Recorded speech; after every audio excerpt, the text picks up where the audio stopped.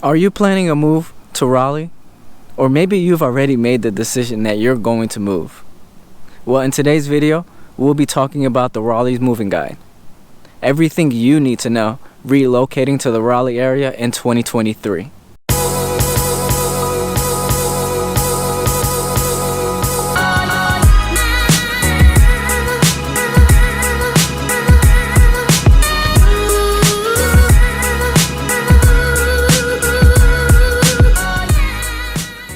What's up, family? It's Roney Polynice here. If this is your first time on this channel, welcome. If not, welcome back.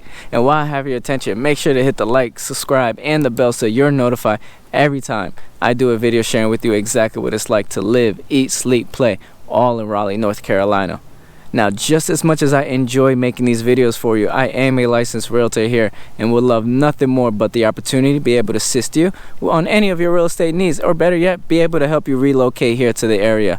So that number that's popping up right there, make sure to give me a call, shoot me a text, email, day or night, heck, maybe even on the weekends. Always remember one thing: I got your back in this market. Chances are, if you're watching this right now, you're living somewhere in this world outside of North Carolina and find yourself starting to plan your move, and you just need a little bit of guidance on where to start. Moving from one state to another, I understand, it could be quite difficult. I went through it about 4 years ago, but this is where I come into play and I'm able to assist you with the process. So with that being said, what are some things you can do to determine the right area for you? Understand that Raleigh is just Raleigh. So what is it that I even mean when I say that? Raleigh has a ton of cities, towns that surround it. Most times when everybody says I'm moving to Raleigh, they're probably referencing Apex, Cary, Morrisville, Knightdale, Wake Forest. It's just, Raleigh is just a big metro that is known. Maybe they even be mentioning Durham, but that's very unlikely for that to actually happen. So I really want you to understand first that there are a ton of other sub-cities, towns that surround it. Then figuring out what you need to be around. Do you need public transportation?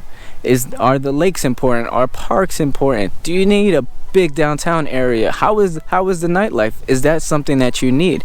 Do you also need the beach? Do you need the mountains? Because if you need either one of those two, I'm not sure if Raleigh is going to be a good fit for you. When reaching out, let me know of these things, because this helps me identify the area that might be a good fit for you. Because even with all the research that you may be doing, you may miss smaller cities that are maybe like 30-45 minutes out from Raleigh. Something like the Wendell, something like Zebulon, Fuquay Varina. Like, you might miss out of those few things that may be important to your search.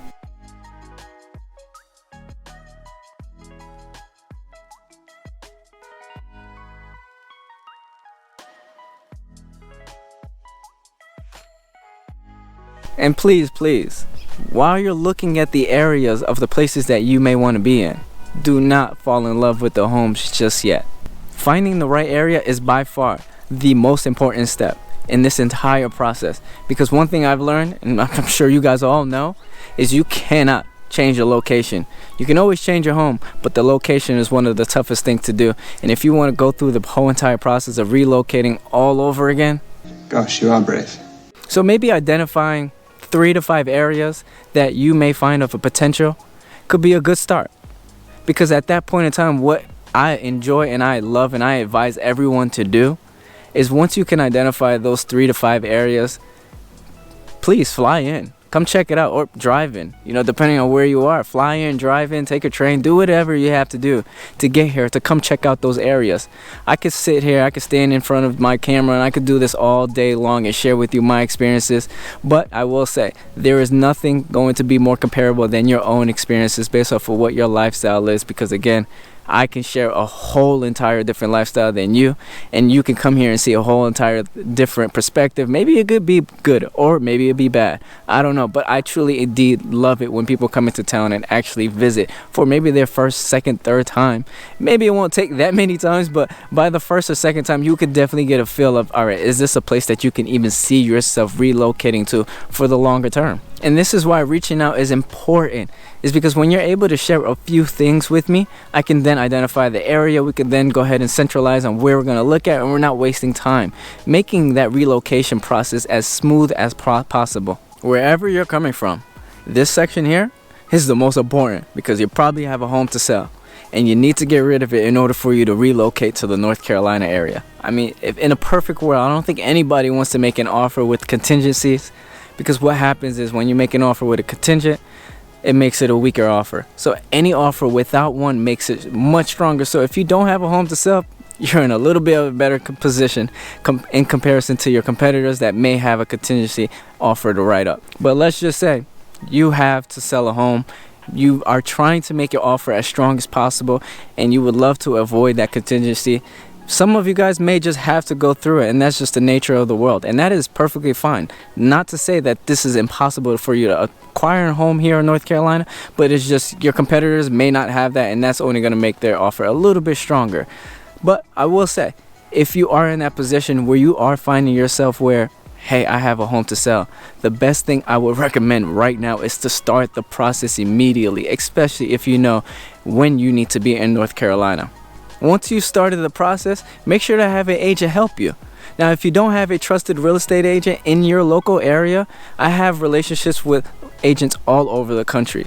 So if you do need a connection with one, just reach out to me and I got you covered there. And the last piece to keep everything together into purchasing that home with a strong offer and no contingency is having a lender that can help you get that, right?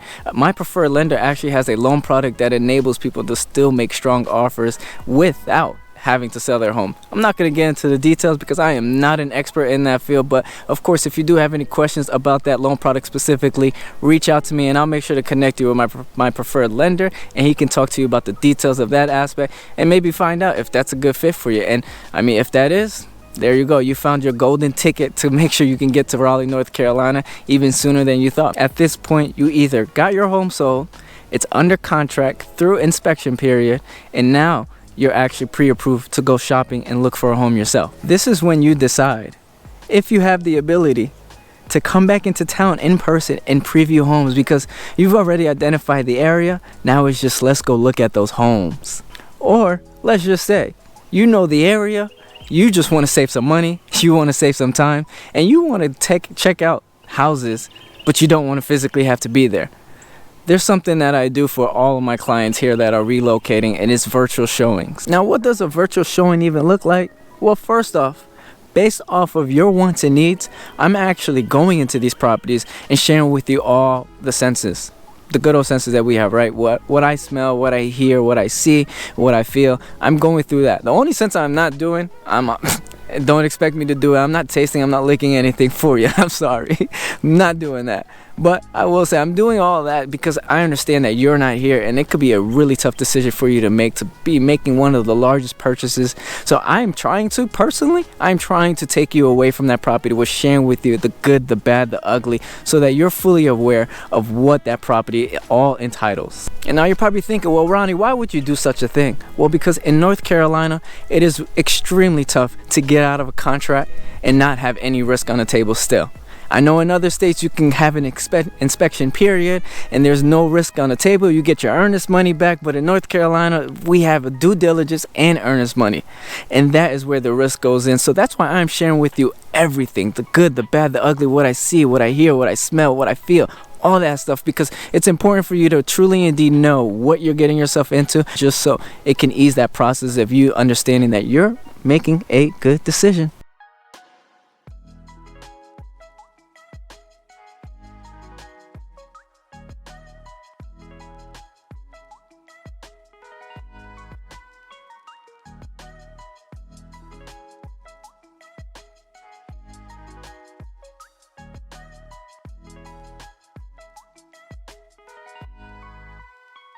So if all goes well, at this point, we have determined the area, we found the house, we made it through inspections, and we are about to close on the house. Now it's time to schedule in those movers, transfer the utilities into your name, but just before actually closing, a final walkthrough has to get done, in which, of course, I'll be present for.